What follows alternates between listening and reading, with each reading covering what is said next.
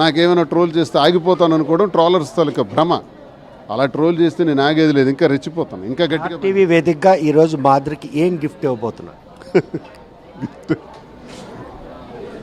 దువ్వాడ శ్రీనివాస్ గారిని మించిన వాల్యూ అయిన గిఫ్ట్ ఏదైనా ఉంటే అప్పుడు చూపించండి. అప్పుడు నేను శ్రీనివాస్ గారిని అది మీ సాక్రిఫైస్, కానీ మీరేమివ్వబోతున్నారు?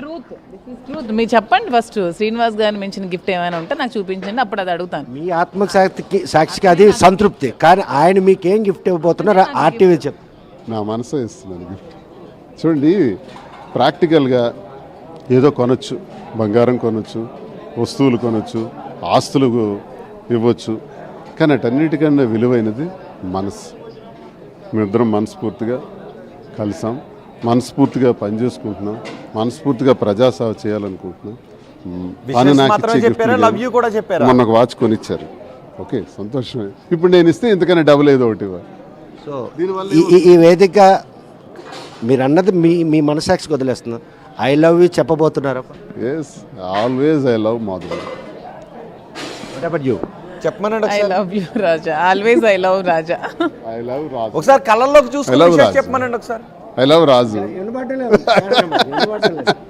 ఐ లవ్ రాజు గట్టిగా వెళ్తుందిలేండి.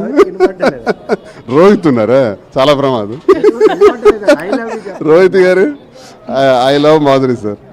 కళ్ళల్లోకి చూసి ఐ చెప్పండి. Love Raja, I love Srinivas గారు.